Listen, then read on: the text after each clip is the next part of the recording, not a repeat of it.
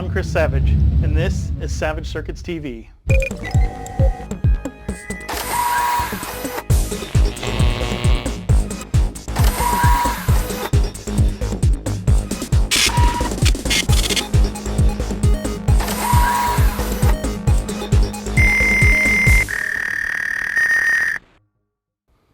This episode of Savage Circuits TV was brought to you by Sony Creative Software. Visit them on the web at sonycreativesoftware.com. Welcome to episode 5 of Savage Circuits TV. In this episode we're going to be discussing merging programs, that is combining two different programs that were meant for two different purposes into one useful program. So in this particular application we're going to take a bar graph display program that was written to display bar graphs on an LCD, and we're going to merge it with a analog to digital converter program which normally displayed raw ADC values and voltages on the debug screen in the basic stamp editor. We're going to merge these two so that the bar graph proportionally shows the voltage coming in from the ADC. Let's get started. Okay, so the bar graph program that we're going to merge with the ADC program, this is a high-res advanced bar graph program that I wrote back in October 2005 for the Parallax 2x16 serial LCD. And what this particular program does, if you watch the inset, is if we download it right now, it has a counter that's counting from 0 to 60,000, and it's showing the count out of the maximum value and then showing a bar graph underneath in the second line of the display which shows the percentage of that count completed. And all the program does is count from 0 to 60,000, pause, and then start over again, because it's just a demo program. What we're going to do is we're going to make sure that it displays, we're going to merge it with the ADC program so that it displays in real time the values coming from the ADC. Alright, so let's get started here. A little quick rundown on merging programs. Most well-written programs have a series of sections of the program that consists of one or more of the following, and they usually contain I/O definitions, and these will be your I/O pins that are used by the various hardware that you're connecting to. In this case, this is just the one pin for the LCD, which is pin 15. You'll have command constants or constants representing values that you're going to use throughout the program. In this case, these are the commands for the LCD and the command for the baud rate. In this case, 19.2 kilobits per second is used by the BS2. Then you'll have variables used by the program. These are the variables used by this program. There's 2 bytes and 2 word variables here. And then the bar graph has custom characters for the individual pieces of each block for the bar. So those are contained in these data statements here. So this comes after, the data statements come after the declaration section, and then after the EEPROM data comes the initialization section. Most programs have an initialization section. They'll initialize any connected hardware or variables and then continue on with the main program loop. In this case, we need to set the LCD's I/O line high, pause briefly, and then we can go ahead and download the custom characters into the LCD. And then we're also going to turn the display on and turn the backlight on. And then this minor pause here allows the display time to settle before we continue on. Now, this initialization section is also setting the high val to 60,000 as used in this demo, but we're going to be using a different value. The main program code is usually just, again, most programs are just a main loop that runs infinitely. It never ends. And everything that the program does happens inside this loop. Because this is very simple, this is very small, but larger programs will obviously take up more space and do more things. Now you do have subroutines.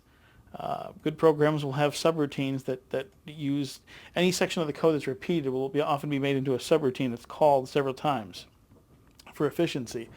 But in this case, what we're doing here is we have an index counter that's counting from 0 to high val, in this case 60,000.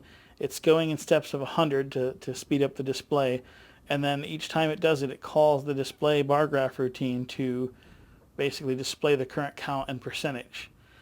So to merge these two programs, here's what we need.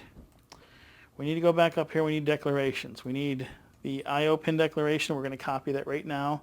And here's our blank merged program template here.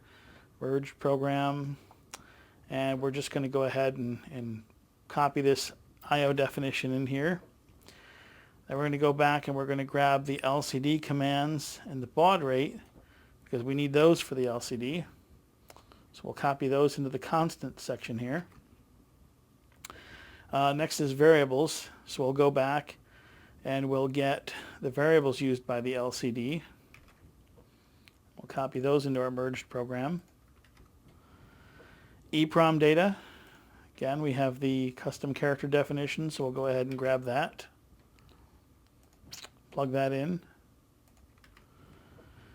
Initialization routines. For the LCD, we're going to take everything that's here, even though we'll be changing the value of high val in the new program. So we'll go ahead and plug in this information here. And then we'll do is set high val to the maximum value we expect from the ADC, which is 4095. And if you're wondering how I came up with that, the ADC is a 12-bit, so the maximum value it can return is 4095. 4096 combinations 0 through 4095. Okay, then we come back and we don't need the main program code because that's specific to this application. What we do need is the subroutine that displays and draws the bar graph on the LCD. We'll grab that and we'll copy that into the subroutine section here. Okay, now the ADC program. It's just a little program I threw together to read both channels of an MCP3202 ADC. It's a 12-bit ADC sold by Parallax.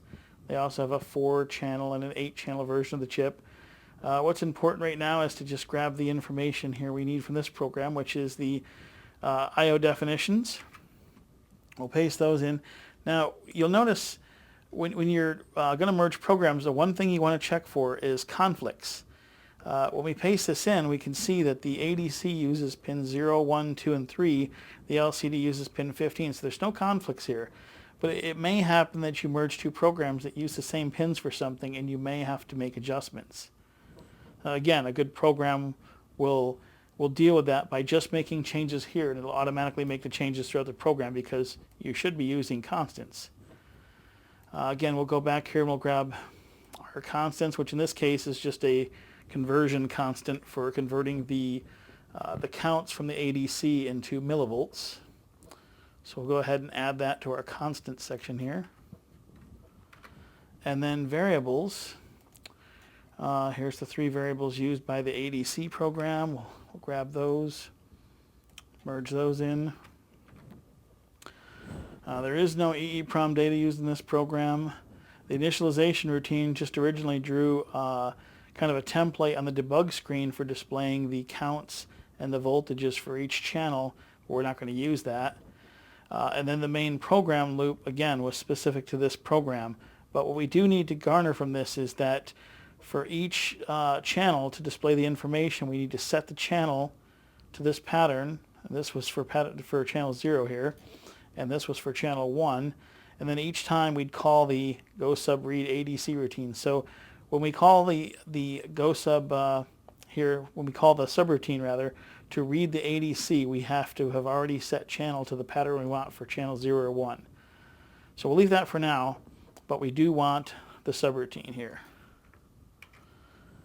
Now, if you're wondering what this program does as it is, we'll go ahead and let's go ahead and download the ADC program real quick here so you can see what it does.